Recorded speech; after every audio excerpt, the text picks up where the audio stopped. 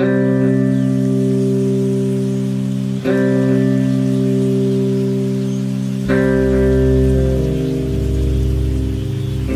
kabila ng mga kilalang destinasyon, marami pa ring mga lugar sa Samar ang hindi pa natutuklasan. Mga paraisong tahimik na nagkukubli sa likod ng malalawak na kagubatan, naghihintay lamang na madiscovery. At sa pagnanais naming makita ang ilan sa mga ito, sinimulan namin ang isang bagong ekspedisyon.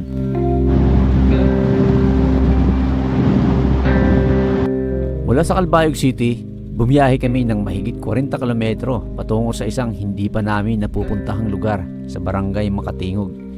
Malapit na ito sa hangganan ng Samar at Northern Samar. Ang layunin namin, marating ang dalawang nakatagong paraiso sa gitna ng kagubatan.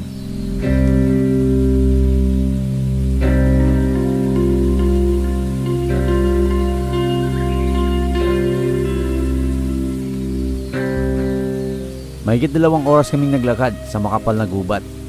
Tinawid ang ilog ng 10 bisis at sinuong ang matatarik at madudulas na daan. Medyo mahirap na ito sa bahagi par. Hindi namin alam kung ano ang naghihintay sa dulo hanggang sa marinig namin ang lagaslas ng tubig. Parang ito na yata yung waterfall. Ay, grabe. Isang napakataas na talon na bumabagsak ang tubig ng 2 bisis. Isang paraiso sa gitna ng kagubatan na bihira lang marating ng karamihan. At hindi kalayuan mula sa barangay, natagpuan din namin ang isa pang paraiso. Tila isang lihim na pahingahan sa gitna ng kagubatan. Kasama ko sa ekspedisyong ito sina Sir Manny, Ma'am Ethel, at sa unang pagkakataon na kasama natin si Pitikerong Lagataw. Malaking tulong din sina Sir Abi Sir Duruha at Sir Revita na nagbigay daan para matagpuan natin ang mga talon na ito. Ako si Kuya Nolds, tara sabay-sabay nating tuklasin ang ganda ng Calbayog, the city of waterfalls.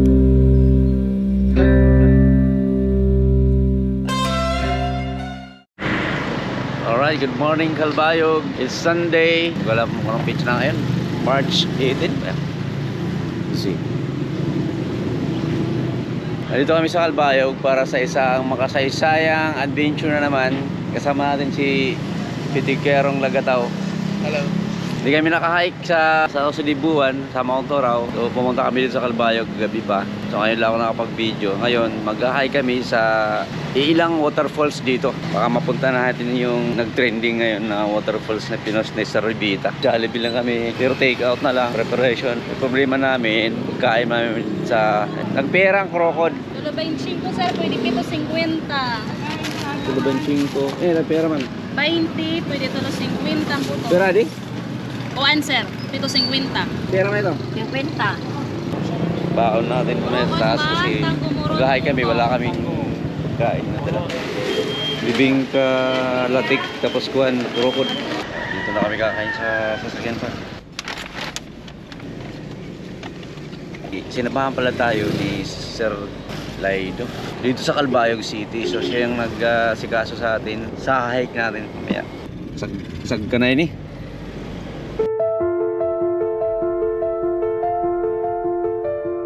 Alas 6 ng umaga, iniwan namin ang lungsod upang masiguradong maabot namin ang aming destinasyon bago pa tumaas ang araw. Sa mahigit 40 kilometro na biyahe, unti-unting nagbago ang tanawin mula sa masikip na langsangan ng lungsod patungo sa malawak at berdeng kabukiran.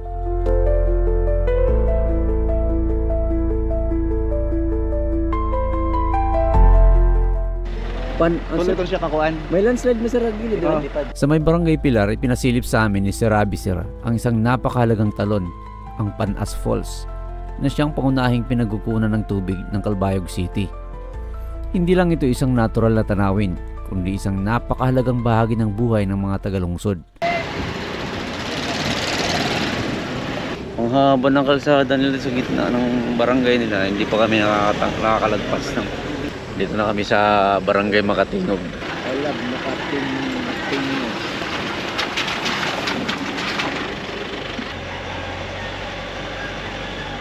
Ang layo dito para no? 42 kilometers daw. Alright par, nandito na tayo sa Barangay Makatingog with Barangay Captain Edgardo Lagrimas, sir. Edgardo Lagrimas. So, salamat sa pag-welcome mamon din kayo barangay. Bago kami magsimula sa aming paglalakad, binigyan muna kami ng kaunting instruction ni Sir Abby Sir. Ipinasilip din niya ang itsura ng mga lugar na aming mapupuntahan. Ayon sa kanya, hindi lang isa o dalawa, maraming mga waterfalls ang nakapaligid sa lugar na ito. Pero sa pagkakataong ito, dalawa lang yung aming Okay, mapupuntahan. palis na kami par. Sasamahan tayo ni Kuya. Anong pangalan mo Kuya? Jimmy. Ikaw ya? Jaime, liwat. Uy, Jimmy and Jaime. Adi English. Manghod ko siya. Adi English. Ikaw, waray-waray. First time niyo yan ang long trek. Long trek ako. Doon nag-long trek na kada ko sa Bayang, pinipisakan. Oo. Kaso matagal na yun, mga 9 years ago. Salamat sir. Kap, salamat. Ingat po kamo. Kulang kayo sa tubig, de. Kulang kayo sa tubig. So yun par, papunta na kami sa may waterfalls. Although nakita ko na yung waterfalls sa may picture, pero iba pa rin yung personal mo talaga na makikita or mapupuntahan. Pero excited na ako na makita sa personal yung waterfalls ito kasi napakaganda niya. Pasado alas 8 ng umaga, sinimulan namin ang aming paglalakad papasok sa kagubatan ng Makatingog. Masarap pala dito para magmotor, para may river crossing oh. Dalawang ilog na nadaanan namin. Hindi ni siya tuti kami sa parigong wan to sa kapit naman. Yan na ma'am, kaya di ka na yan na makakapalag. Ulos ka na. Ulos. Dako ni Kuya din ang tubig, lumalaki? Gano'ng kalaki? Pag malakas yung ulan. Another river crossing na naman. Marasa di pagmotor. Iba lang natin nga salog. Sumpay lang eh. Lilibot-libot lang ngayon niya. Ito pala yung same pala na river pa rin yung dinaanan naman kasi may ikot-ikot lang siya. Baka mamaya yung buntot naman namin madaanan doon. Ito naman, pangatlong bisis na naman. River crossing, pero same pa rin na ilog. Sumasayo-sayo lang sir, ikot-ikot lang. Dinaluwat parang salog. Ikapat na yun eh. Ikapat na salog. Good morning po, Kuya. Waterfalls. Pang-apat na bisis na ito nasalog na nadaanan namin par. Pero same pa rin nakasalog ilog. Amo lagi po ni Kuya nga river. Pang 5 times na pagdaan namin sa river nito. Ganun lapagan, ganun na yung river. Tapos dyan kami dumadaan sa gitna. Pang-anim na natawid namin ito par sa ilog. Sabi ni Kuya mga 10 tawid daw itong ilog. So far mula doon sa jump off, ito lang yung medyo hirap-hirap lang, kunti. Pero hindi pa namin alam yung mga susunod na tatahakin namin dito sa may gilid ng ilog. Nasa bahagi pa lang kami ng Kapatagan, pero 10 bisis na namin tinawid ang nag-iisang pasigsag na ilog bago tuluyang marating ang mas masukal na bahagi ng kagubatan. Tsamba ka Kuya, mahalang kupra. Para kilot. Ay, kuha kang. Kawayan yung kawayan. Wala tumutulit na ano. Na mali na patik ay. Wala. Mahalang kupra ngayon. Silot na muna, hilot. Uy! Igo na nalawat! Kanina pa kami pinapatokan, wini-welcome kami ni Kuya dito sa gubat.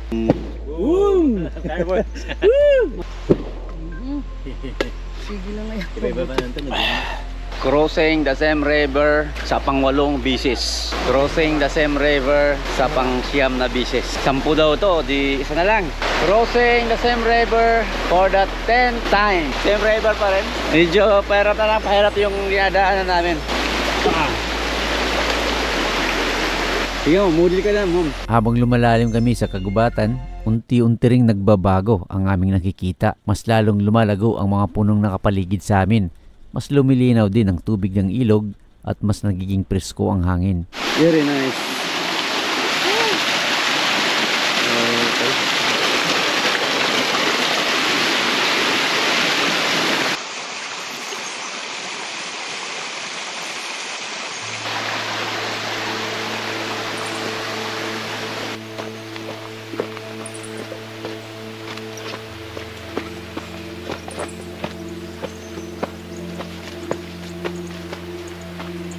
Ay, nakikita ko na. Bagan may tubig guti ano. Oo. Lapit na. May nanguha dito ng tawag ito, uod.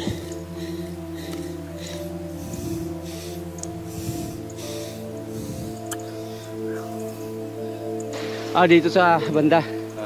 Ano yung iba dyan? Mga sapa ito nga. Sapa. Grabe, parang pader na ako. No? Sinkhole, parang area. Sinkhole. Parang sinkhole. Ito na yun, parang gumuho. Tapos naiwan dun. Tapos dun. Palagay, buong paligid siguro. Kaya ganda ng kalikasan. Napakasarap. Ito yung mga hinanghanap-hanap natin sa mga climb. Sa dinaanan namin, meron doon mga matataas na akyatan, pero hindi naman gaano kahaba. Ito, meron naman ito pababang mataas. Habang papalapit kami sa aming destinasyon, unti-unting humihirap ang aming nilalakaran. Medyo mahirap na dito sa bahagi, par. Ang dating patag na daan ay napalitan ng madudulas at matatarik na trail. Pinaliligiran ng naglalakihang puno at makakapal na halaman.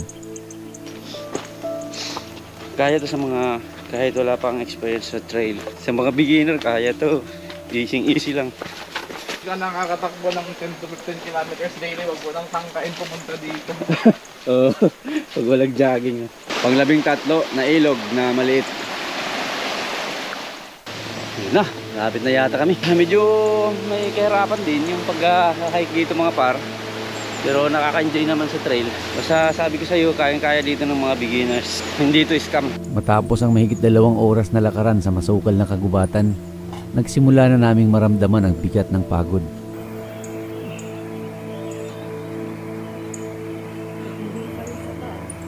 Ang bawat takbang ay tila mas bumibigat at ang katahimikan ng kagubatan ay lalong nagparamdam ng distansya mula sa sibilisasyon.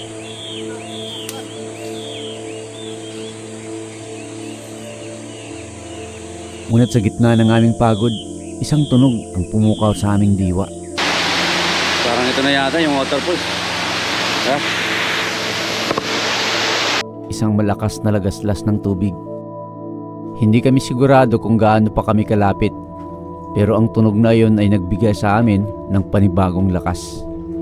Pinabilis namin ang aming hakbang, pinaigting ang aming sigasig, at sa huling liko ng landas, bumungad sa amin ang isang tanawing hindi namin malilimutan. Tinik! Tinik! Tinik!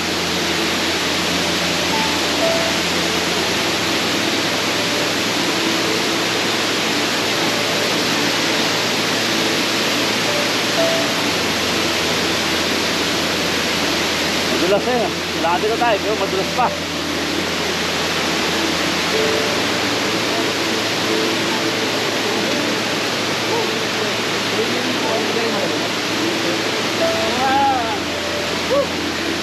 Ano? Ganun! Kuya, mag-busy kasi po si Ria.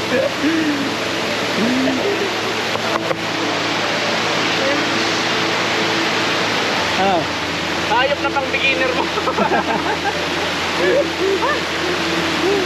Pero sulit naman pa, tingnan sa taas lang. Yung budol mo, par. Pwede mo dito, par.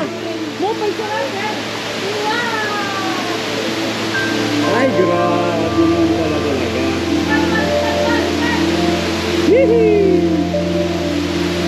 Ito yung mga hinahanap-hanap natin pa sa mga hike. Dalawang visit.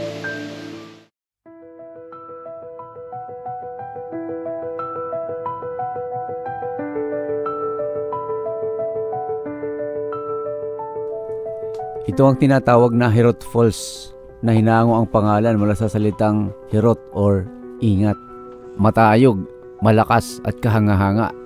Ang tubig nito ay bumabagsak sa 2 bisis. Tila isang malaking kurtina na nahuhulog mula sa kalangitan. Napawi ang aming pagod sa simpleng pagtanaw pa lang. Ang tubig ay bumabagsak mula sa matarik na bangin, dumadaloy mula sa isang malawak na kabundukan at kagubatan na tila walang hanggan. Para itong isang lihim ng kalikasan, isang misteryosong agos na patuloy na dumadaloy, hindi alintana kung may saksi o wala.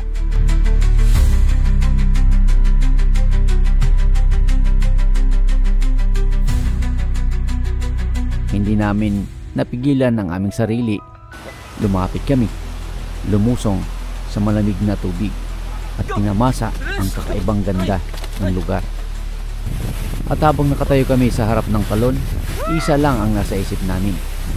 Lahat ng pagod ay sulit.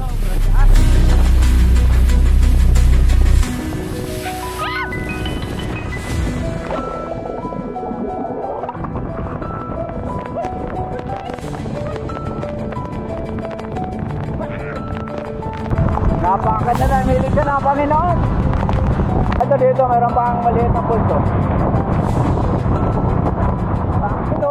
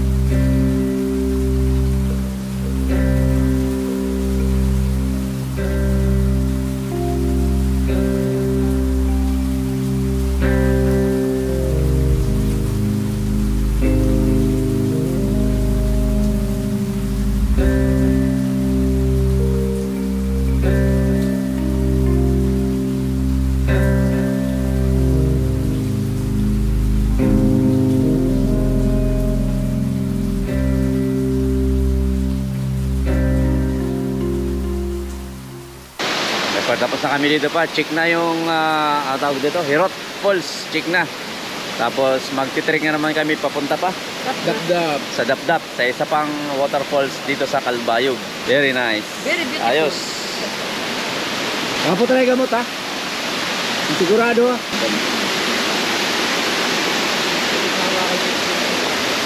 Madulas na naman dyan sir.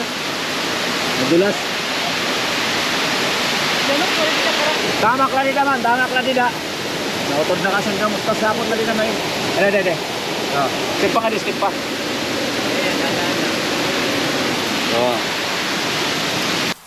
Maganda rin. Ayan o. Maganda yung paakyat pero pagpababa. Itong babad na tubig, karasa o. Bagan ng hakusi. Ito kusi. wala nang kaon. Pare na yung kakaon ko pras nala. Kupras nila. Pakasugod lang yan. Sarap pa rin sa magkupras. Inayon niyan kupras. Dil ko to talaga niyat bawi ni. Sa kita na Baka sir, barbecue, di ba? Barbecue na lubi. sus kung dara nga nato nan bulad. Pwede lang hindi sugba. Look mo na yung orange. Wait lang. Lubing ka ng Calbayog. Giinit ng kanin. Oh. Pati itlog. Sisig oh, may init pa oh. Sisling ulam. Sisling bunay. Alright. Oh, sarap ng pagkain ko. Sara, sisling ito. Sana all man. Okay. Malapit lang daw. Pupuntahan namin yung isang waterfalls. Anong pangalan doon? Dapdap Falls. At sa aming pagbabalik, nadaanan namin ang isa pang talon, ang Dapdap Falls. Mas maliit ito kumpara sa una, pero may sarili din itong ganda. Ito yung pinaka-swimming area, pero ang napakagandang bahagi ay nasa taas lang namin.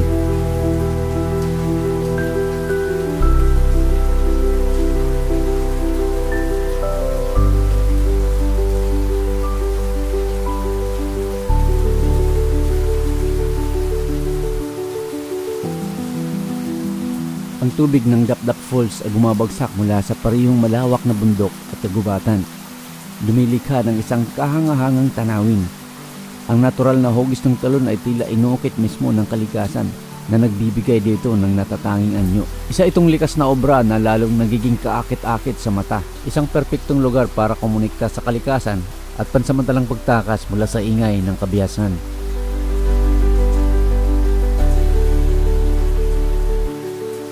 Ang dalawang paraisong ito ay ilan lamang sa napakarami na matatagpuan sa lungsod ng Calbayog na tinaguriang The City of Waterfalls.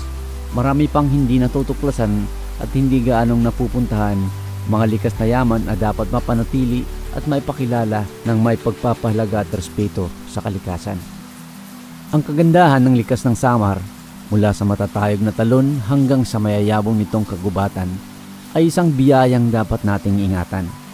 Ang mga likas na yaman na ito ay hindi lamang nagbibigay ng ganda at katiwasayan, kundi nagsisilbing tahanan ng maraming buhay. Sa patuloy nating pagtuklas at paghanga sa mga paraisong ito, naway maging mas responsable tayo sa pangangalaga nito upang mapanatili ang yaman ng Samar para sa mga susunod pang henerasyon.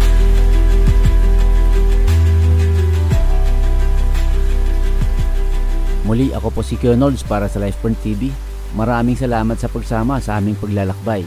Hanggang sa susunod na adventure, patuloy nating tuklasin, pahalagaan at pangalagaan ang kagandahan ng kalikasan. Kita-kits sa susunod na ekspedisyon.